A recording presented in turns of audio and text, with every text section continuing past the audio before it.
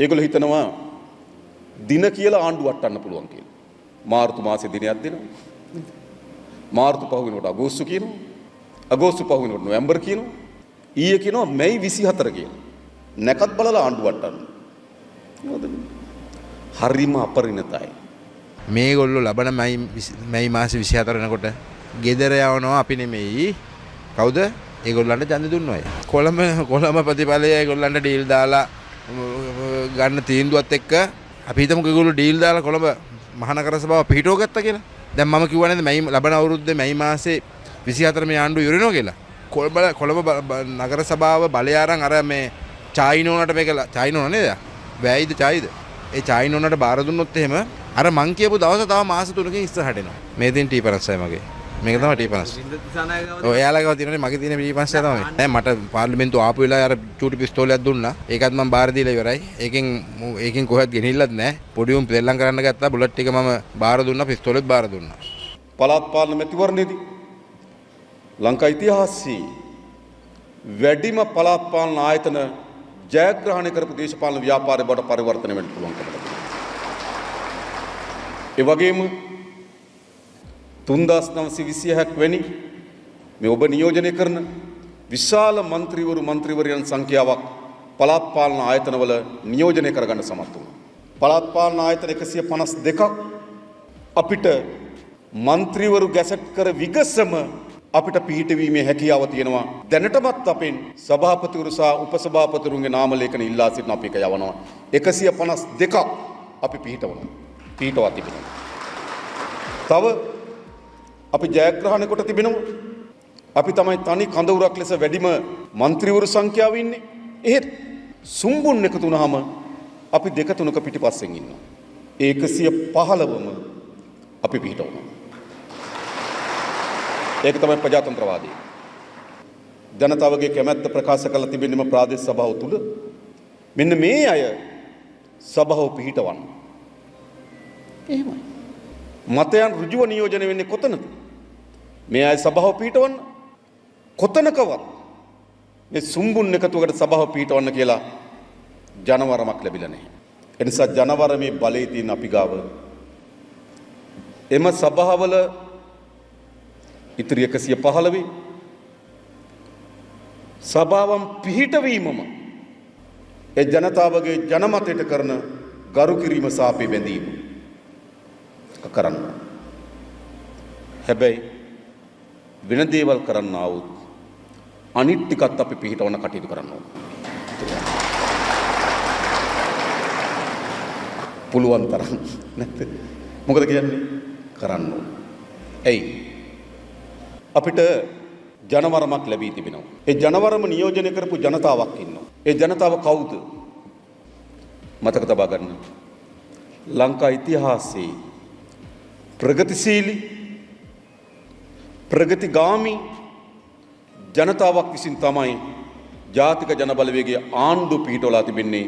ඒකට ජනවරම ලබා දී තිබෙනවා. ඒක ප්‍රගතිශීලීම ප්‍රගතිගාමීව ජනතාව. ඉදිරිගාමී ජනතාව. ඔවුන් කොතෙන්ද ඉදිරිගාමී වී තිබෙන්නේ? ජාතිවාදයේ මහා ගෝරනාඩු එකට එරෙහිව ජාතික සමගියේ එකතු වීම අපේක්ෂා කරන ලද ජනතාව. ඒක විශේෂ ජනතාවක්. පෞද්ගලික දශක ගණනාවක් පුරා අපේ ආණ්ඩු පිහිටවීම ආණ්ඩු පෙරලීම් පිටපස හොයා බලන්න. ඒ හැම විටම අඩු වැඩි ප්‍රමාණයේ විටක උච්ච ස්ථානයේද විටක යටිබිම් තලයේද ජාතිවාදය ආගමික අන්තවාදය උපයෝගී වෙලා තිබුණා.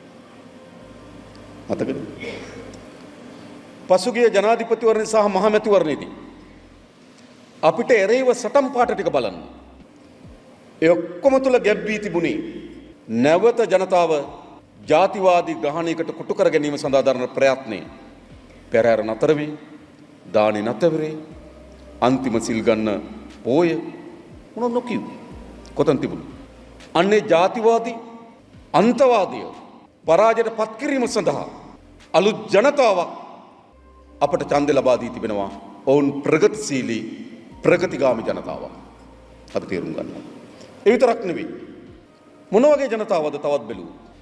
නායකයන් මහ උඩට ඔසවා මහා රජාණන්යයි කියලා සියසුනේ වාඩි කරවා ස්තෝත ගීත ගායනා කරමින් වන්දනාමාන කරමින් අපේ රටේ දේශපාලනයේ පොදු ජනයාට වඩා උඩින් ඉන්න පොදු ජනයා සාමාන්‍ය නොසලකිලට භාජනය වෙන පුරවැසියන් සියල්ල දන්න සියල්ල මෙහෙවිය හැකි රාජ උස්නේ තිබෙන එහෙමනේ කණ්ඩායමක් අතේ බලය තිබුණා.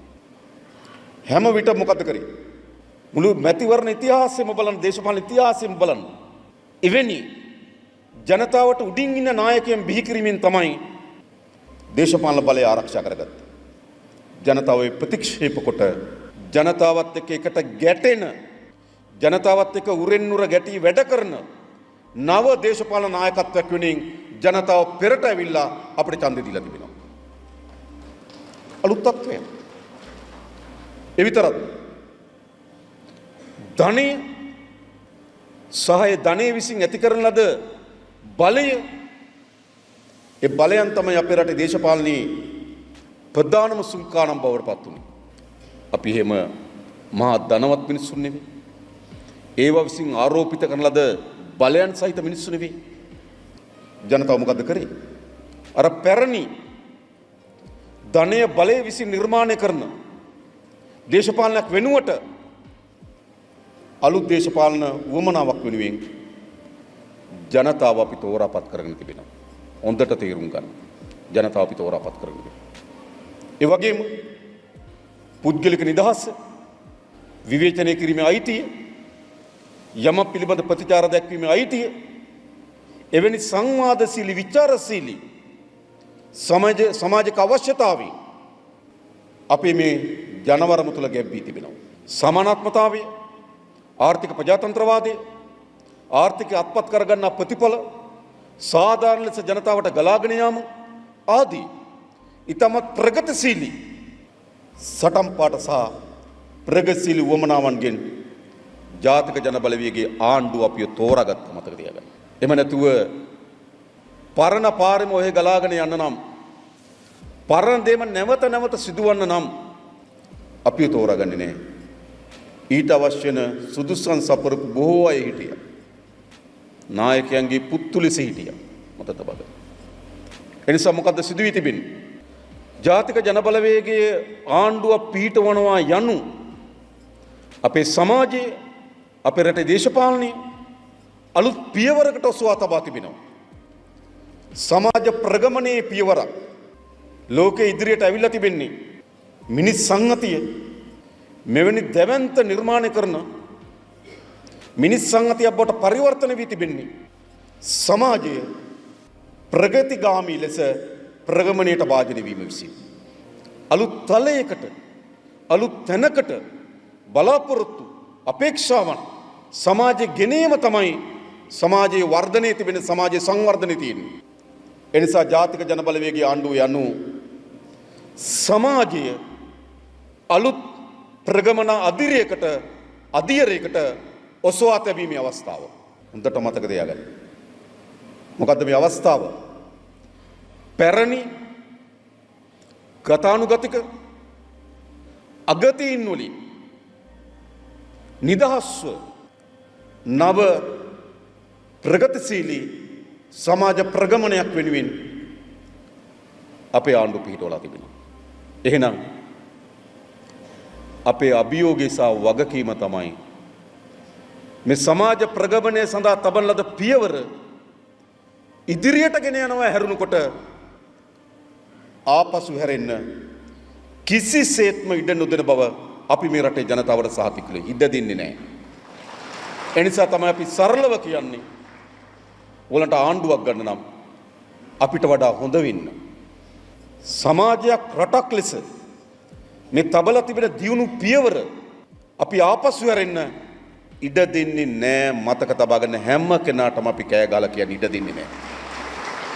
මේ පියවර ඉදිරියට ගෙනියන්න. ඒගොල්ලෝ හිතනවා දින කියලා ආණ්ඩුව වටන්න පුළුවන් කියලා. මාර්තු මාසේ දිනයක් දෙනවා. මාර්තු පහ වෙනකොට අගෝස්තු කියනවා. අගෝස්තු පහ වෙනකොට නොවැම්බර් කියනවා. ඊයේ කියනවා මැයි 24 කියලා. නැකත් බලලා ආණ්ඩු වට්ටන්න. හරිම අපරිණතයි. දැක්මක් නැහැ, දෘෂ්ටිවාදයක් නැහැ. ඉලක්කයක් නැහැ. නේද? ආණ්ඩුවක් වට්ටනවා, දැන් වැටෙනවා, හෙට වැටෙනවා, අනිද්දා වැටෙනවා. එක්කෙනෙක් ඉන්නවා මම කියන්නේ යාට අපේ රටේ ජනාධිපති වෙන්න නෙවෙයි. අපි අභියෝගයක් දෙන්නම්. මාස 6ක් ඇතුළත පාර්ලිමේන්තුවට අවිල පෙන්නන්න. පාර්ලිමේන්තුව එන්න බෑ, එන්න විදියක් නැහැ. හැබැයි රටේ නායකයෙක් වෙනවලු. මම මේ කියන්න හදන්නේ මොකද? අපරිණත දේශපාලන කඳවුරක් අපි ඉස්සරහා තියෙනවා. ඒක කොච්චර අපරිණතද කියනවනම් මම දැක්ක මේ ළඟදී කියනවා අරය අගමැති මෙයා ජනාධිපති. මෙයා ජනාධිපති අරය අගමැති. ඒ වගේ ආණ්ඩු හදනවා. ඒ කියන්නේ මොකද්ද? ඉදිරියට යාම සඳහා නොවේ. මේ සමාජයක් ලෙස අපි අත්පත් කරගෙන තියෙන ජයග්‍රහණ මේ සමාජයක් ලෙස අපි අත්පත් කරගෙන තියෙන ජයග්‍රහණ ආපසු ඇරවීම සඳහා අගතීන් නියෝජනය කරන දේශපාලන කඳවුරක්. එහෙනම් අපි අභිමුඛව තිබෙන්නේ දේශපාලන කඳවුරක් නෙවෙයි. අපි අභිමුඛව තිබෙනවා අගතීන් වල එකතුවක්. ජාතික සමගිය වෙනුවට ජාතිවාදී. අගතීන් වල එකතුවක්. ජනතාවත් එක්ක එකට ගැට ගැසී ඉන්න දේශපාලනයක් වෙනුවට ජනතාවට උඩින් ඉන්න මාන්නක්කාර දේශපාලනය. අගතියක්. එනිසා මොකද තිබෙන්නේ? අපිට අභිමුඛ වී තිබෙන්නේ දේශපාලන කඳවුරක් නෙවෙයි අගතීන් වල එකතුවක්. නාත් මොකද කරන්න ඕනකම තිබෙන්නේ?